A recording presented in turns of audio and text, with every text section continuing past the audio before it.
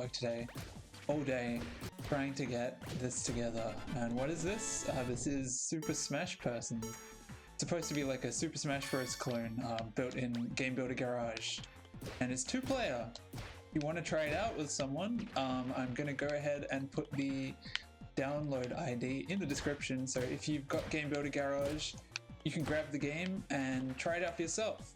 And of course, with Game Builder Garage, you can also look at the programming and edit it. So if you want to customize this, add some more moves, the characters, something like that, go ahead. I'd love to see what you guys do. I've looked at some other people's programs and seen how they categorize their code like this. So for example, we've got a box here that says punch cooldown.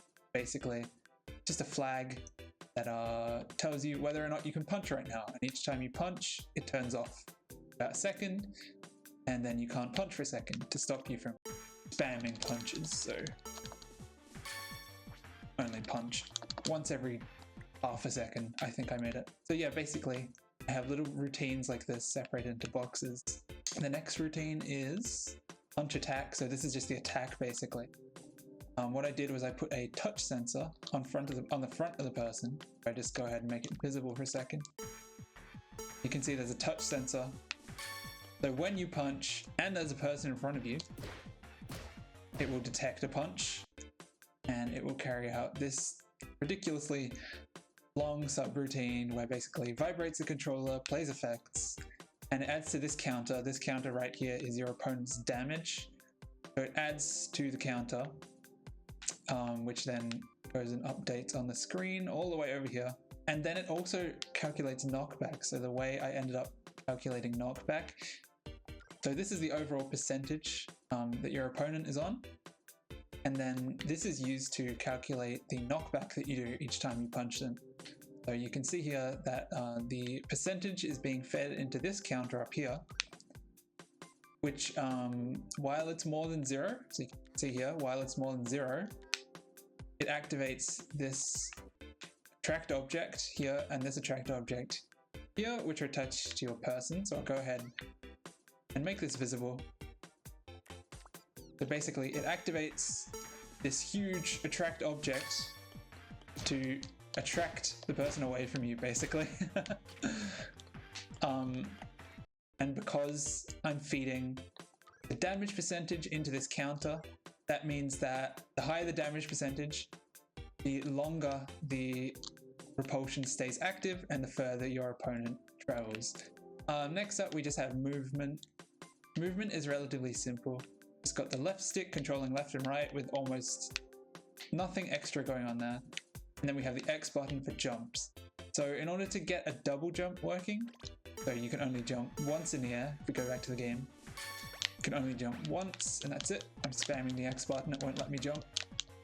Oh, it also only lets you jump at the height of your jump. Not entirely sure why that is, but the way I set it up basically is, so in the air, if you press X, this launcher over here actually, I'll make it visible, it spawns a little sphere under your feet. You can see it for just a second there. It's an invisible sphere usually, but it spawns a little sphere under your feet, and what this does is it allows your person to jump because the game thinks, oh yeah, there's ground under the person, so I can jump again. There's no other way to set up a double jump in this game, it seems. You can only jump with a person if there's ground under their feet. So yeah, I solved that by spawning the sphere under the person's foot. And then once they have jumped once and spawned one sphere, they can't spawn another sphere until the person touches the ground. And touching the ground is checked using this one sensor underneath their feet, which I just made visible so you can see it there. So there's a lot of sensors. I actually hit the limit for attachments for my person node on. So you can only have, I think, 8 things attached to your person node on, unfortunately. And the final main function we have down here, the KO function. So basically when you die. And this is another touch sensor attached to the person, this time detecting cylinders. So I put cylinders, you look over here at the map, there are these huge cylinders surrounding the map, which basically act as the blast zones for Smash Bros. Whenever the person touches a cylinder, then they know that they've been KO'd, and it activates this routine here, which basically just goes 3, 2, 1, 0, decreases their lives using this counter. And of course, all of that activates a ton of stuff over here, which is honestly a little bit too confusing to explain. And of course, all those subroutines we saw before are actually duplicated over on the right for the person on the right, for player 2, basically. This is a 2-player game. Lastly, I guess we can just take a brief look at how I made the stage. So the main stage is here, and it's a bunch of hoops. See behind, there's a hoop, and there's another hoop. There it is. And then in the middle of all of them, there's a rocket, which gives it this sort of Final Destination kind of feel. I was really satisfied with how the stage came out. I think I might use that hoop stacking effect again to make like a big sphere shape or something like that. It's really useful. It's just 3 hoops on top of each other.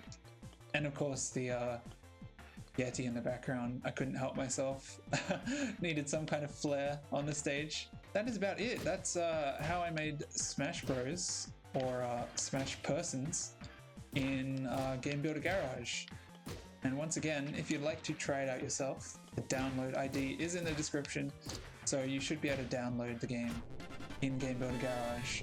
I'm recording this just before the final Smash Bros. Fighters Pass reveals, hoping a person from Game Builder Garage is in Smash Bros.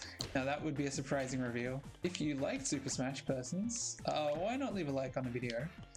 And I'm going to be posting a whole bunch more games. In fact, I've already got a finished game ready to show off whenever I feel like it, I suppose, sometime this week.